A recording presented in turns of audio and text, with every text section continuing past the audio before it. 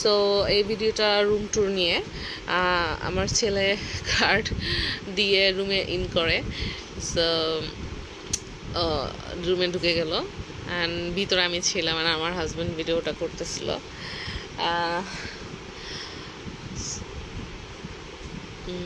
দেখতেই পাচ্ছেন, ও খুব মজা পাচ্ছে।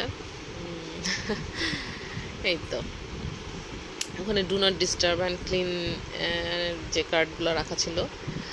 অ্যান্ড সবচেয়ে মজার ব্যাপার হলো যে এখানে কফি বানিয়ে খাওয়া যাবে, বিকজ আমার কফি খুব পছন্দ। অ্যান্ড অনেকগুলো নাটস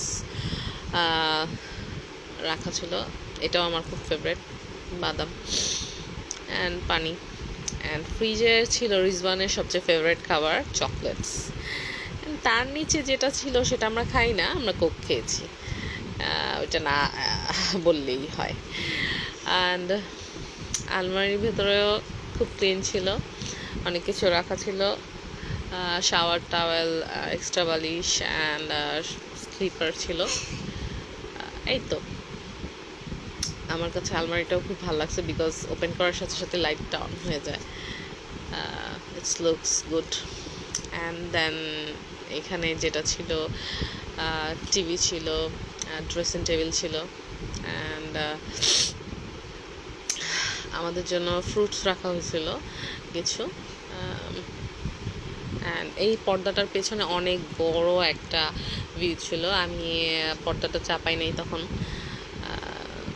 নেক্সট ভিডিওতে ইনশাল্লাহ দেখবেন।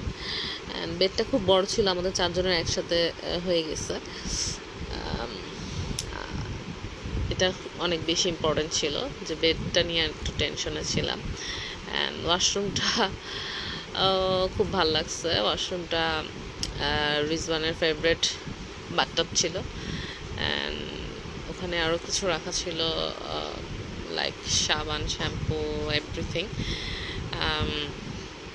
অ্যান্ড লোশন ছিল, অ্যান্ড কন্ডিশনার, অ্যান্ড চিরুনি, অ্যান্ড